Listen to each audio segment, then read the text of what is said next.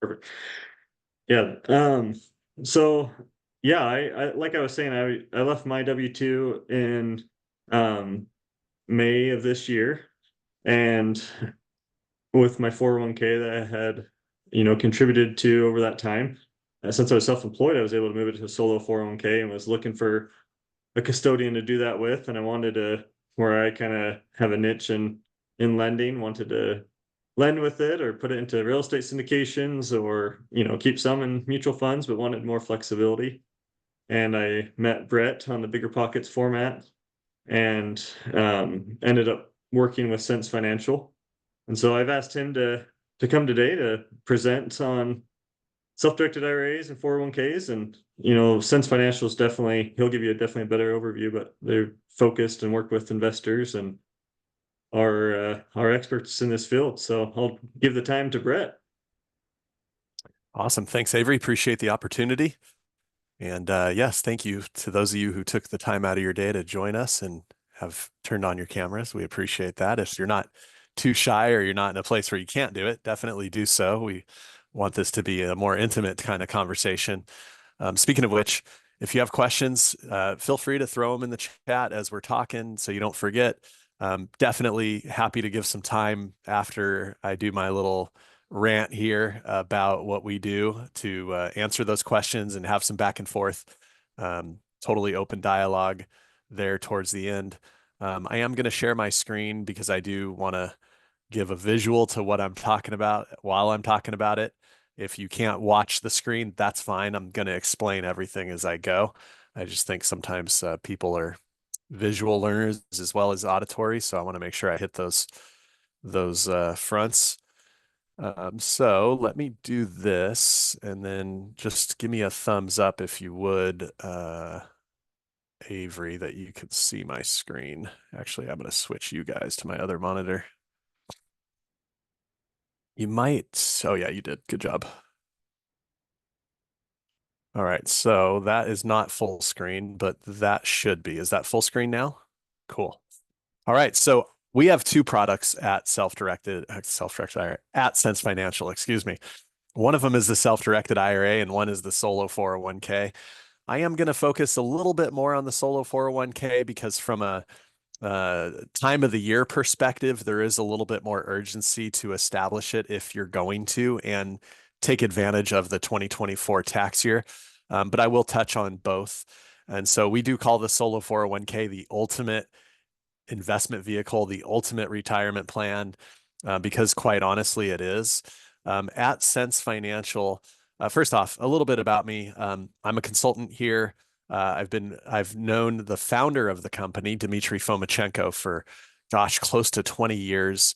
I've been selling real estate for about a decade, and he tapped me on the shoulder a little over a year ago and asked me to come on board with him to help do some of these consultations with him because for about 15 years since he started the company in 2010, he was the only one doing the consultations and wearing the hat of the business owner. And so he wanted to do a little bit more of working on the business instead of just in the business. So here I came along and just a quick disclaimer, we're not here to give legal or tax advice. If you need any sort of fiduciary advice, just seek out the proper professional. Why listen to us? Well, most of our business comes from our clients. So we have about 3,500 clients now, and most of that has been a referral, either from an existing relationship we have from a CPA or investor, real estate agent, whoever, but most of those come from existing clients. We have a lot of 5-star reviews everywhere. Our mission is to help clients obtain control of and protect their retirement accounts. And so you work hard for your money. We're going to come alongside you and work hard for you as well, should you choose to do business with us.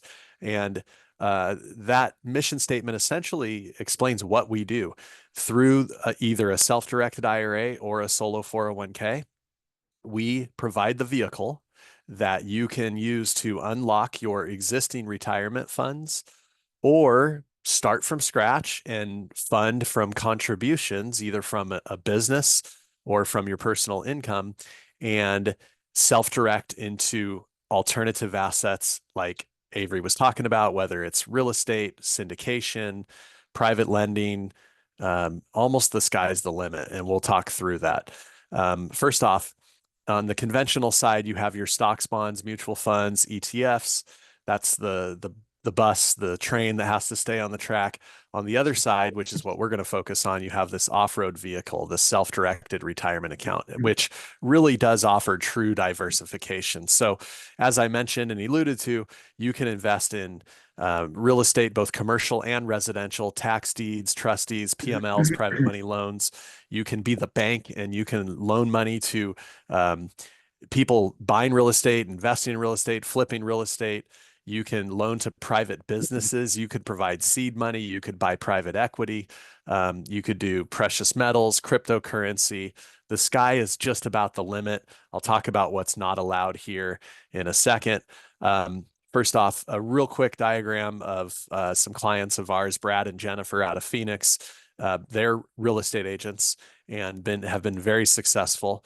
And when they discovered us almost, 12 years ago now, we did a solo 401k for them, and they're both in business together as a husband and wife team, so they can both participate in the solo 401k. And I will break this down here in a few minutes.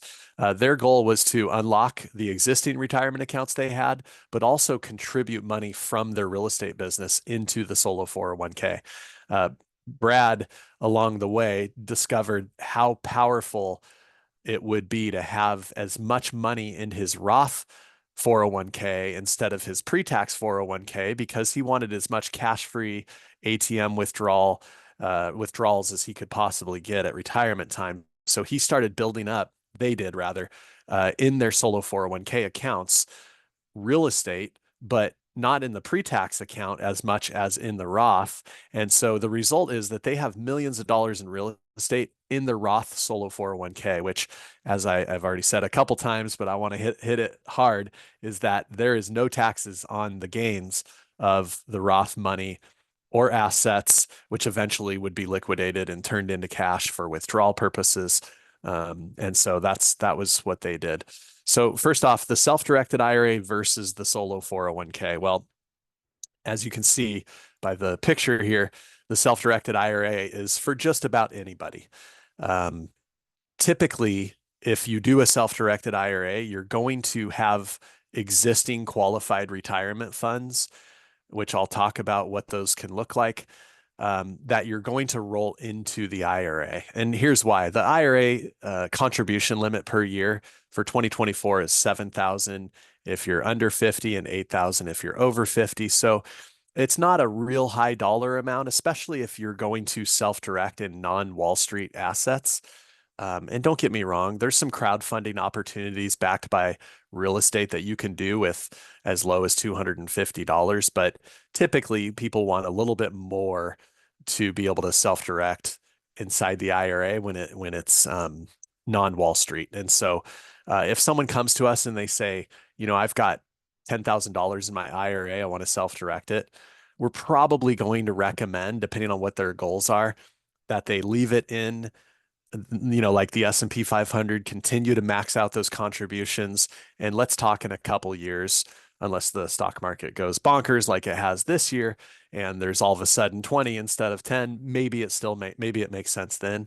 But typically they need to have some money to roll into it because the annual contribution limits are low. On the other side, you have the solo 401k, which has a self-employment requirement attached to it. And it's for the solopreneur, the business owner and their spouse primarily, although this would work for a non-spousal partnership type business as well. But you can't have any full-time W-2 employees outside of yourself and a spouse. And the contributions to the solo 401k, not only are they 10 times higher than the IRA, but they have to come from the revenue, from the income from the business that adopts the 401k plan. And so, for example, Avery, can I pick on you a little bit as an example? Okay, Yeah. cool. Awesome. So Avery came to us. We found each other on Bigger Pockets. He probably posted something in the forum, and then I sent him some kind of message, and we connected.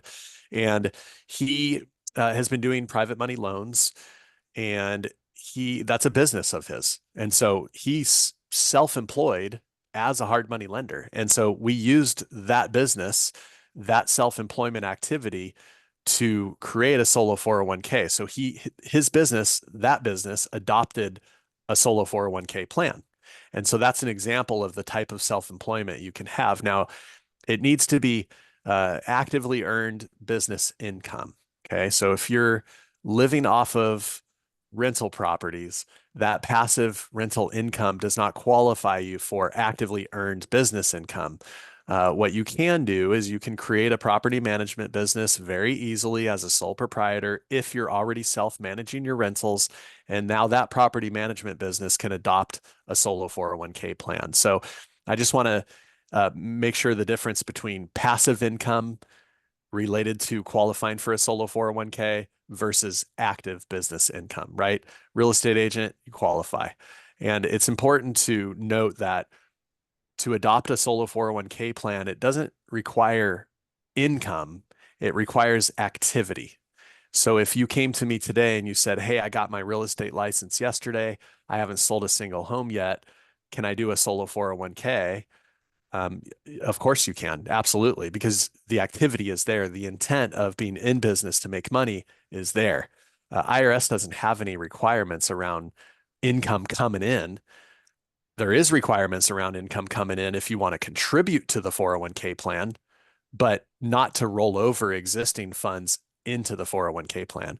And I'm going to explain a little bit here why you might want to do what you can to do a solo 401k instead of just opting for the self-directed IRA. Even though in many ways they're very similar, they're really oceans apart in a lot of ways as well. First off, benefits of being self-employed. I'm not going to spend a lot of time on this, but it's not hard to become self-employed. You can join a network marketing company. You could sell stuff on eBay. You can mow lawns on the weekends. Drive, like I said, you could drive for Uber one day a month, be a real estate agent, sell a house every 2 years. Any type of legitimate self-employment activity can qualify you for a solo 401k. And there's a lot of benefits, obviously, to being self-employed. How does the 401k work?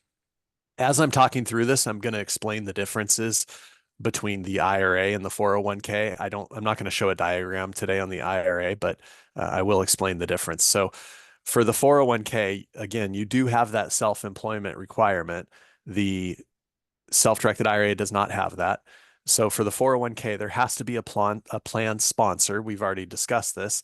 It doesn't matter how that business is set up. It can be sole proprietor, corporation, LLC, partnership, etc. So once that's figured out, that business can adopt the plan and a trust is created. You are the trustee of that plan, the solo 401k, and you can actually, as the trustee, you can open accounts and at any bank or financial institution. So one of the things during the establishment period of this, which only takes about 4 days, that we're going to have you do and help you with is opening a checking account in the name of the solo 401k, because this checking account is actually going to be your the home for the funds until you find an investment that you want to deploy the money into. So the money from the investments, any rollovers that you do, is going to be in this bank account. And so the income from the investments, contributions from the sponsoring business, et cetera, are going to go into and out of that checking account. Okay. Now, this is a non-interest bearing checking account. It's like 0.06 or zero point 0.6. I can't remember which. But remember, I just said you can open a brokerage account as well. And so what a lot of people do is they open a brokerage account at Vanguard. It's all in the solo 401k. And they put the money in there and invest in the money market or S&P 500, whatever they want while they're looking for an investment. Now, if you're going to do hard money lending and you're going to kind of turn money and originate notes and loans over and over again, you're probably not going to worry a whole lot about this, but it does come into play when people are looking for the right syndication to invest in or possibly looking to buy a rental property in the 401k. This comes into play because they don't want the money just sitting there too long, not earning a whole lot. But anyway, I wanted to make sure I hit that.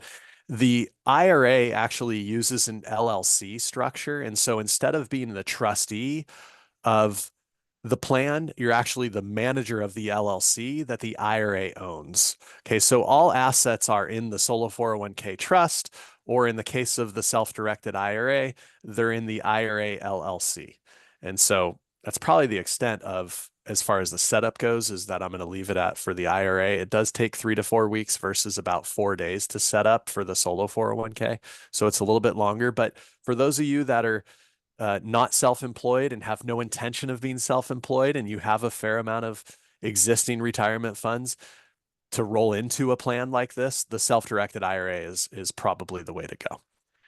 So how do the contributions work? Well, I told you they're 10 times more. For 2024, if you're over 50, you can actually contribute up to $76,500 per year. If you're under 50, it's $69,000 per year. Again, these contributions need to come from the business that adopts the plan. By the way, real quick, if you're a sole proprietor and you have multiple streams of income, you are the business. Okay. You're filing a Schedule C. So all that income is going on the Schedule C. So you can, all that income from multiple sources in that scenario could actually be part of these contributions. If you have an LLC, if we're setting up the plan under an LLC, the income that flows through that LLC is what can be put onto this into the plan. So here's how it works. When you're self-employed, you wear the hat of the employer and you wear the hat of the employee. You're both. And so what happens is the IRS allows you to put in for the employee contribution up to 23,000 or 30,500 if you're over 50. And then on the employer, which is a profit sharing, it's a match, it's a percentage, roughly 20% of the profit of the company, depending on how you're set up, S Corp, single member LLC, sole proprietor, but it's roughly 20% of the profit on top of the 23 or the 30 can go into the plan. The maximum between the two cannot exceed either 69 or 76,500. So that's how the contributions work for the 401k. And I just explained that. Furthermore, you can actually use leverage. So if you're going to buy rental property in the retirement account, first of all, understand the difference between owning real estate inside a retirement account and owning real estate outside of a retirement account, because they are really two different things, right? You get personal benefits, depreciation, et cetera, when you personally own real estate. But when it's in a retirement account, there is no taxes. There are no taxes, so there is no depreciation. There is no benefits directly to you, because when it's in the retirement account, it's a different entity. You're not the retirement account, and the retirement account is not you. You're the fiduciary of this plan, so your job is to grow it as quickly and aggressively and smartly as you possibly can. But it's not your money until you take distributions at retirement time. And because of that, there's no benefits that trickle down to you directly. Now, in the 401k, there are personal benefits, because when you're contributing to the 401k, you're reducing your taxable income for that year if you're making pre-tax contributions. But as far as the assets within the plan, you're not getting benefits directly. So I digress.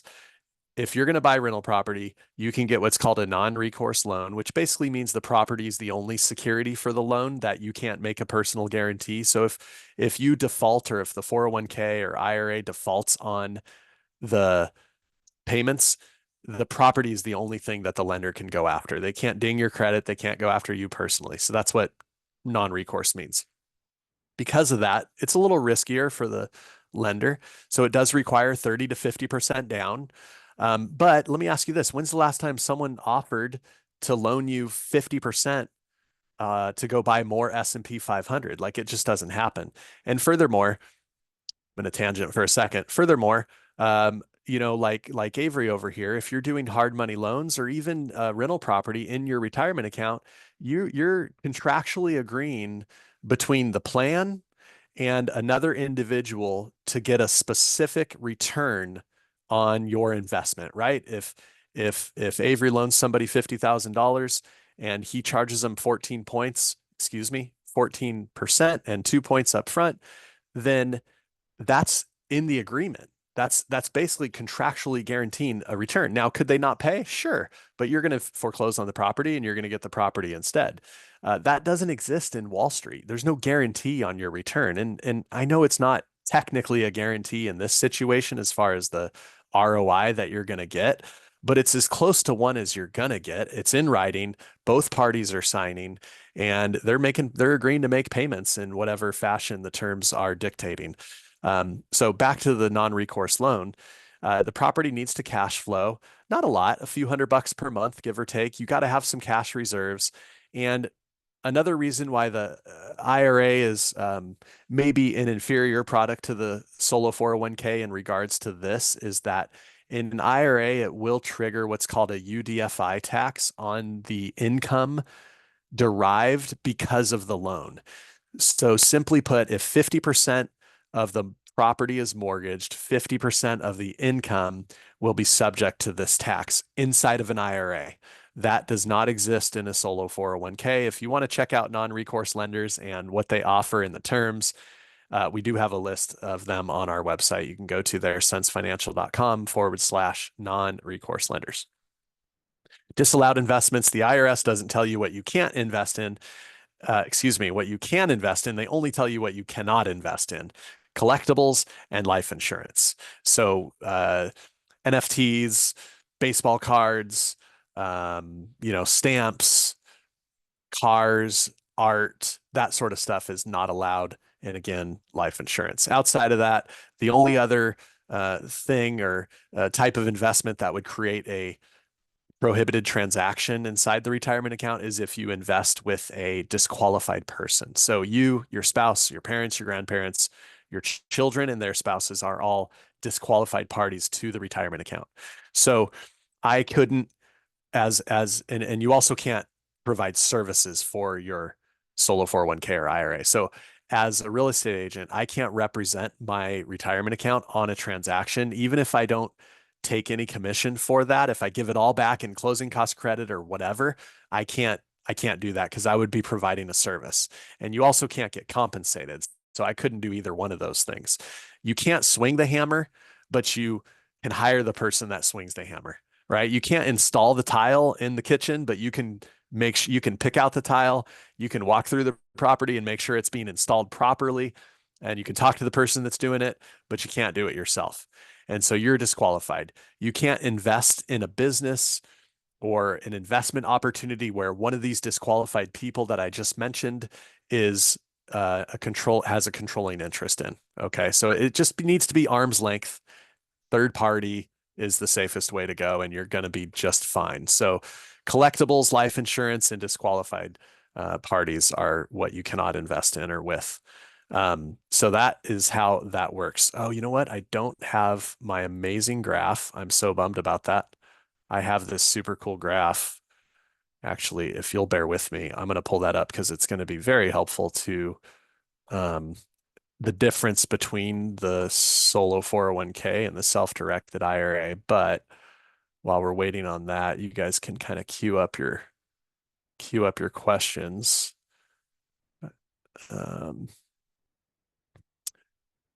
But I think I have it here. Hold on. Yeah, I got it.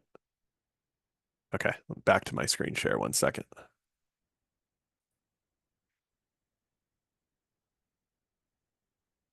Okay. All right. So there's two types of IRAs and really two types of solo 401ks as well. There's the custodial account, where you have to actually go through the custodian for all transactions. And then there's what's called checkbook control. And so all of our plans have what's called checkbook control. In the solo 401k, we use a trust structure, which you are the trustee, which eliminates the custodian. Okay, so I said you have that checking account. You can make all your investments on your own. You don't have to go through a third party to do it. In the IRA, we use an LLC that gives you checkbook control. We can't eliminate the custodian in the IRA because IRS says you still have to have one for an IRA. And they're only going to come into play when you're doing rollovers, contributions, and Roth conversions and distributions. Outside of that, when it comes to day-to-day investing, you have the checking account, you have checkbook control, and you are the manager of the LLC, so you can bypass the custodian. So that is how our plans work. They all have checkbook control. Now, there's no transaction fees when you have checkbook control. When you don't have checkbook control and you have to go through the custodian for everything, there are transaction fees to deal with. Our plans all have a flat annual fee of $250, and then ongoing, there's nothing else. So there's no asset-based fees or anything else. The other thing the solo 401k has that the IRA does not have is a participant loan option. So you can actually borrow up to $50,000 or 50% of the total plan value, whichever is less, and use it for any reason. Even one of those disqualified transactions I was talking about, you can use that money for, because once you borrow it from the plan, it's your money to do whatever you want with. You will pay that back over the course of 5 years at either quarterly or monthly payments. And if you use the money for a primary residence, it actually is amortized over 15 years. And you can do as many of those loans as you want. You just can't have more than one outstanding at a time. And there's no prepayment penalty on those. Interest rate is prime plus 1%. So prime, last time I looked, is 8. And so the interest rate would be 9%. Now, you're paying your retirement account back, not some third party. So just think about it like that. We talked about the UBIT on leveraged real estate, the contribution limits. Roth, I want to spend a few minutes on. So we all know Roth is after-tax money that goes in and it's not taxed on the way out. Pre-tax is the other way around. And I think people should put as much money in the Roth as they can because, again, it provides that tax-free, those tax-free ATM withdrawals after you're 59 and a half. Plus, there's no required minimum distributions on Roth, where once you hit 73, there is in the pre-tax money. But back to the Roth, so there's 3 ways to get money that's pre-tax to be Roth. You can make it as a straight Roth contribution, either in the IRA or the 401k.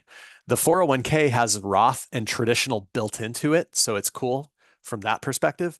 The IRA is either Roth, self-directed IRA, Roth IRA, or it's traditional. So it's 2 separate plans.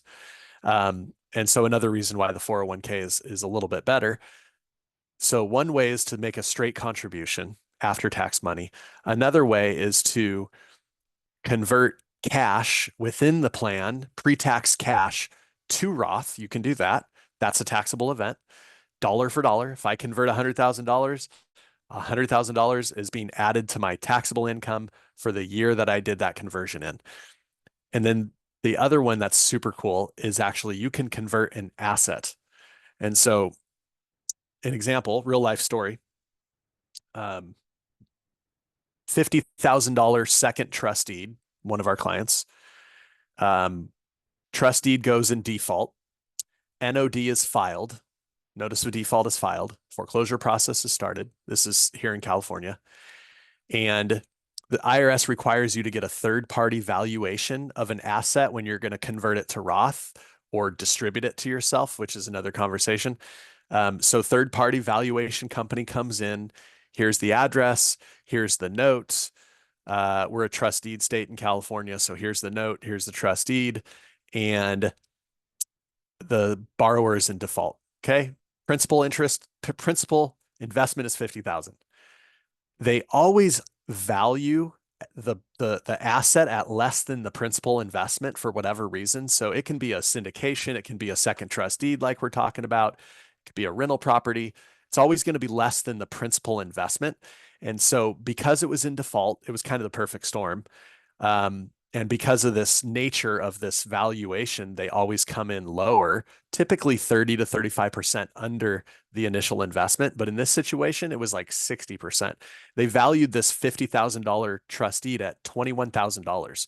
So this client is going to convert this $50,000 trust deed and only pay taxes on $21,000 of income for this year. And if it goes through the foreclosure process, which for the homeowner, hopefully it doesn't, but if it does, this person is going to foreclose from second position, bring the first current, and get a $300,000 or $330,000, whatever it's worth, somewhere around there, property that's all going to be in Roth and only having paid taxes on $21,000. So because of this, I think people have to really take a hard look at how they're going to turn money into Roth. Am I going to make straight Roth contributions, which is dollar for dollar added to my taxes? Am I going to convert cash in the plan to Roth, which is dollar for dollar added to my taxes? Or am I going to look at converting an asset maybe once or twice a year and getting a major discount on converting money, pre-tax money to Roth money? So wanted to share that little nugget with you guys, but I am ready. If anyone, we do have a free ebook if you wanted to check it out, sensefinancial.com/IRA makeover, talks about the 401k and the IRA. But if anybody has any questions, I am happy to cover them. Thank you all very much. Yeah, thanks, Brett. That was great. So is the checkbook control, is that like a good fit for everyone, or would you say there's certain investors that's better for? Yeah, good question. So it's going to cost more upfront to do the checkbook control, um, because you have a different structure. In the IRA, you have the cost of establishing an LLC, opening the custodial account, and all this stuff, which the custodian's always there. Um, with the custodial, the non-checkbook control, it's going to cost you a little bit less upfront, but more over the long haul because you have those transaction fees that add up. That's something to consider. If you're looking at today and you want to like not spend more money up front now, and I'm talking about a difference of probably, I don't know, maybe 1,500 bucks up front, give or take, on the not on the 401k, on the IRA.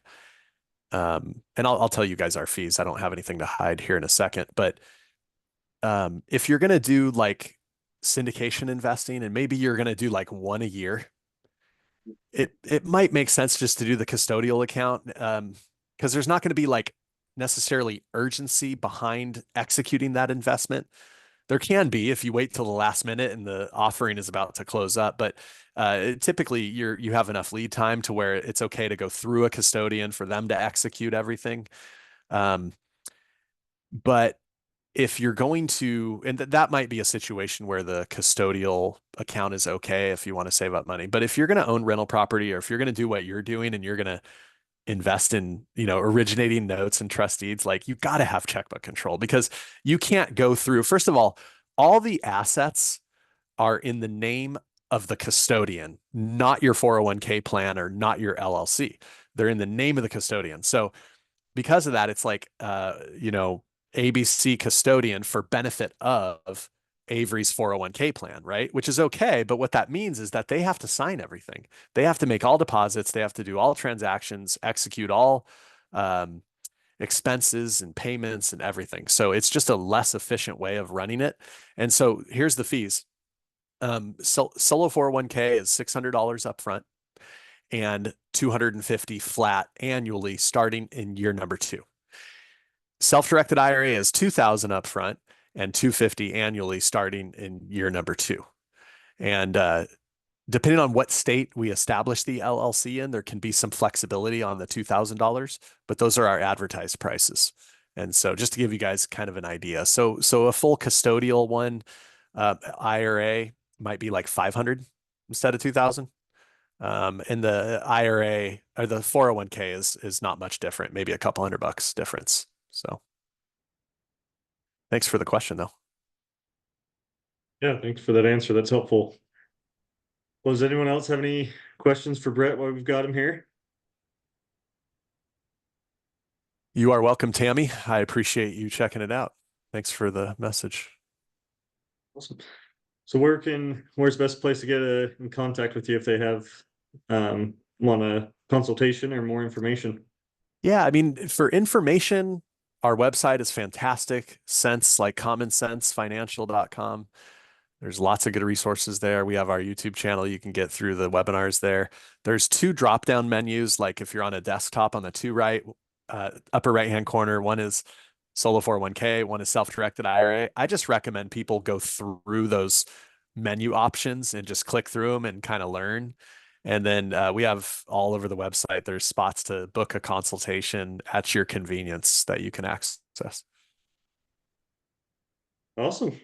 Well, if no one else has any other questions, we'll go ahead and wrap up. I don't know if Guys are Coulter quiet. had a question. I saw you get your video on, so I did, yeah. No, thanks for the information. I would love a follow-up email that has like the breakdown of the rates and entity setup and any of that. And maybe that's all right there on the face of the website. I just haven't visited that, but if Avery's able to pass that on, or if you can do a group email, I'd love to have some more of that information. I can send you what to share with them, Avery, so it's easy for you just to forward something. But yeah, yep, absolutely. Not a problem. yeah, Appreciate that'd be that. great. We'll send that to me and I'll shoot it over to everyone. So Yeah. Excellent. Yeah, thanks for the information. I think this is a powerful way to invest for sure. By the way, CPAs are our number one referral source outside of existing clients because when CPAs tell their clients to do something that's going to help their tax situation, they generally, not always, as you can probably attest to, but they generally follow that advice. So, as an aside, Well, we'll try to uphold that reputation. there you go.